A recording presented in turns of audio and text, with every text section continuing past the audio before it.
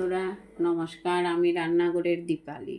এই যে একটা কড়াই বসিয়ে রেখেছি, অল্প তেল দিয়ে দিচ্ছি। দেখুন তেলটা গরম হয়ে আসবে। তেলটা গরম হয়ে আসছে, এই যে মাসকালার বড়িগুলা দিয়ে দিচ্ছি, ভেজে নেব।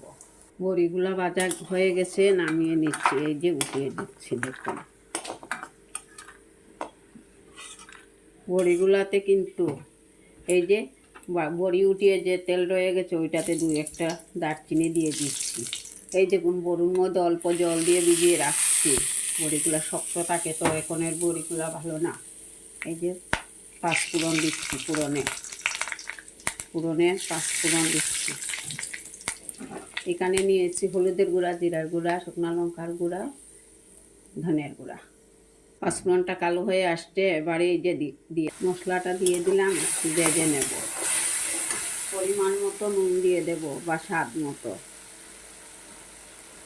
আর দিচ্ছি না। যেটা দিয়ে রেসিপিটা করছি ওইটা তো ভেজে রেখেছি। এখানে দেখুন ফুলকপি আর আলু ভেজে রেখেছি আগের থেকে, তা আপনাদেরকে দেখাইনি, তার জন্য ক্ষমা পাচ্ছি। মশলা কিন্তু তেল ছাড়ছে, মানে মশলাটা ভাজা হয়ে গেছে। আজকে চতুর্দশী, আজকে শিব চতুর্দশী দিন, তাই নিরামিষ রেসিপি করছি। আমরা যদিও খাচ্ছি না, বাচ্চাগুলো তো খেতে হবে না, ওই বাচ্চাদের চাহিদা মতো করছি আর কি। কালার বড়ি টড়ি দিয়ে ফুলকপি রান্না করে খাবে, নয়তো খাবে না। মা ও জানে যা এখানের বাচ্চাগুলো। এই যে দেখুন, আপনারা চাইলে তেজপাতা দিতে পারেন। আমার তেজপাতাটা একটু ভালো লাগে না, বাবা ভালোবাসে না, তার জন্য দিচ্ছি না। জলের মধ্যে ভিজিয়ে রেখেছিলাম বড়ি, তাও দিয়ে দিচ্ছি।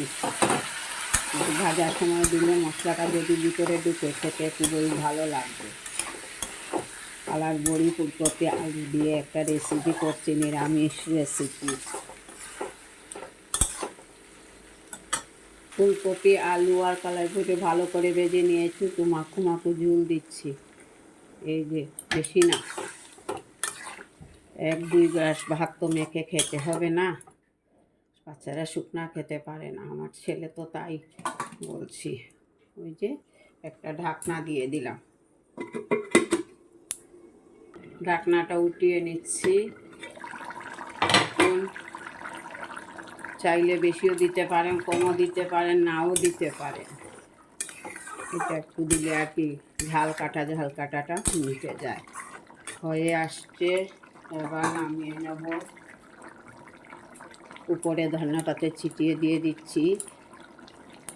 দিনে ধনেপাতা দিলে খুবই ভালো লাগে যে কোনো সবজিতেই। দেখুন হয়ে আসছে। এই যে অল্প মনোরমা ঘি দিয়ে দিচ্ছি। শেষ হয়ে গেছে, আনতে হবে, যা ছিল তা দিয়ে দিলাম। এবার নামিয়ে নেব, হয়ে গেছে। দেখুন আমার রেসিপিটা যদি ভালো লাগে থাকে লাইক কমেন্ট করতে কিন্তু একদম ভুলবেন না। আজকে আপনাদেরকে শিব চতুর্দশী প্রণাম জানাচ্ছি। ওই বলটা নিলাম, ওইটার মধ্যে ভেজে রেখেছিলাম ফুলকপি আলু, ওইটার মধ্যে নামিয়ে নেব। এই দেখুন নামিয়ে নিয়ে এসছি, এখানে ঢেলে নিচ্ছি। কেমন লাগছে আমার এই রেসিপিটা?